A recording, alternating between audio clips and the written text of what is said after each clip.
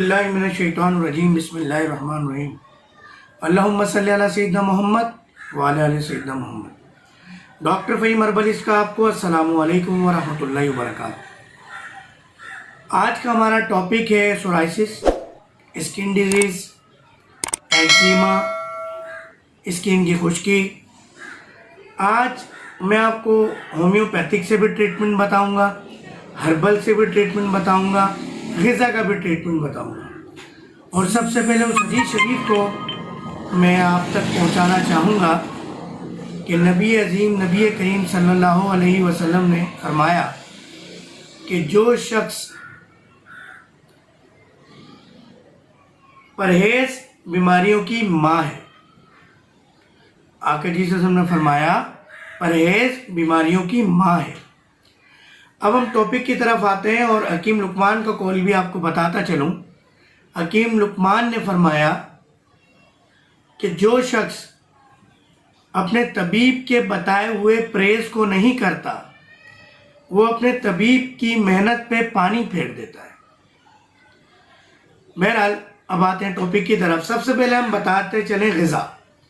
ग़िज़ा में चावल, बड़े का गोश्त, घी तेल की तली हुई चीज़ें, चने की दाल, पकोड़े, समोसे, एनी बेकरी आइटम सब आपको बंद करना पड़ेगा। हम इसकी जितनी तफसील पे जाएं बहुत ज़्यादा लॉन्ग वीडियो हो जाएगी, मगर मुख्तसरन आपको बताऊंगा कि ये परहेज़ ये आपको मज़ीद बीमारी को बढ़ने से रोकने में 80% मददगार साबित होगा।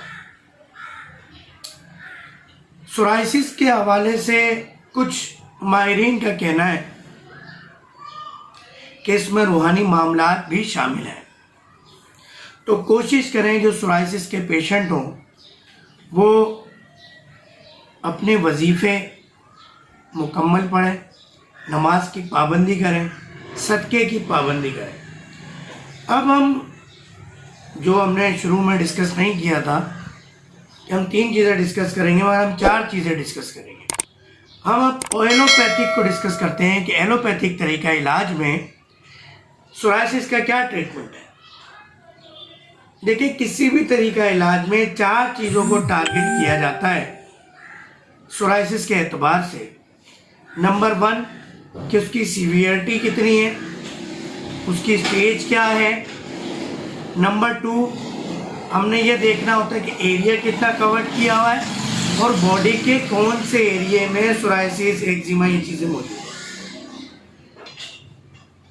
तीसरे नंबर पे टाइप ऑफ सोराइसिस, जिस तरह मैंने नाम लिए, एक्जिमा है, सोराइसिस है, उसके अंदर भी बहुत सारी टाइप्स आती हैं। अब ये एक अच्छा मुआलिज ही जानता है। और चौथा ये देखा जाता है कि पेशेंट की क्योर किस डोज से हो रही है और कहाँ हो रही है। मगर एलोपैथिक तरीके इलाज में चूँकि परहेज़ नहीं कराया जाता और एलोपैथिक के अंदर सिर्फ स्टेरॉइड दी जाती हैं जो कि लॉन्ग टर्म आप नहीं दे सकते, वरना पेशेंट हाइपरटेंशन का, डिस्लिपिडीमिया का, डायबिटिक का शिकार हो जाता है। और जब तक स्टेरॉइड लेते रहेंगे जब तक ठीक रहेंगे, जिसमें कैकॉड इंजेक्शन है, रिजिक्स है और बहुत सारी ऐसी मेडिसिन हैं, वो जब तक आप लेते रहेंगे तो आपको लगेगा आप ठीक हैं, और जब आप मेडिसिन लेना छोड़ेंगे तो पहले से ज़्यादा बीमार हो जाएंगे। अब हम एक और भी सेगमेंट इसका डिस्कस करते हैं। आपने ये ख्याल रखना है कि जिल्द आपकी, स्किन आपकी ड्राई ना रहे। उसके लिए आप जब भी बात लेंगे, आप जब भी नहाएंगे, आप एक बाल्टी जिसमें 5 से 8 लीटर पानी आता हो, 10 लीटर पानी आता हो, उसमें 1 ढक्कन डेटॉल, 2 ढक्कन सरसों का तेल डालेंगे। कोशिश करेंगे इनिशियली गर्म पानी हो, उसको मिक्स करके आप नहाएंगे। नहाने के बाद जब आपकी जिल्द ड्राई हो जाए, यानी बाकी जिल्द ड्राई हो जाए, खुश कर लें आप जिस्म को, उस वक्त आपने पेट्रोलियम जेली का मैं एक नुस्खा आपको दे रहा हूँ, ये लिख लीजिए। 50 ग्राम पेट्रोलियम जेली में तकरीबन 30 ml बेलाडोना क्यू में और 30 ml कैलेंडोला क्यू में, ये आपने मिक्स करके रख लेना है। और जब भी आपने नहाना है जो इफेक्टेड एरिया उस पर लगा लेना है।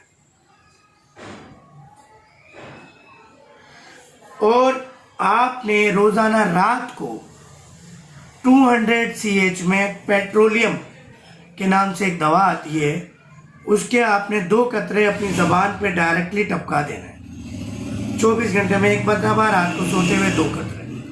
और R65 हर खाने से पहले 10 कतरे, हर खाने से 1 घंटा पहले 10 कतरे 1 घूंट गर्म पानी में डालकर पी लेना है। अगर हम हर्बल की बात करें तो आपने हड़ताल वर्ग की 1 ग्राम 10 ग्राम पेट्रोलियम जेली में मिक्स करके दिन में 2 से 3 बार लगा लेना है।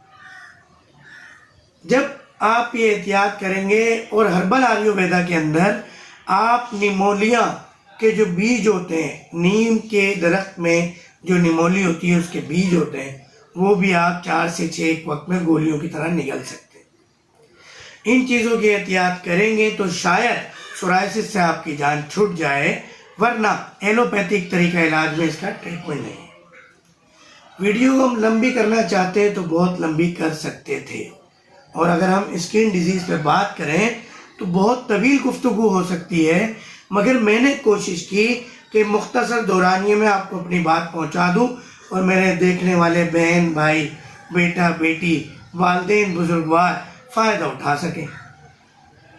अगर वीडियो पसंद आए, लाइक शेयर सब्सक्राइब ज़रूर कीजिएगा, और सदका जारिया की नीयत से उस हदीस को देखते हुए कि रोशनदान से हवा रोशनी तो आनी है, अजान की आवाज़ की नीयत रखें ताकि सवाब मिलता रहे। डॉक्टर फ़हीम हर्बलिस्ट का आपको अस्सलामु अलैकुम व रहमतुल्लाहि व बरकातहू।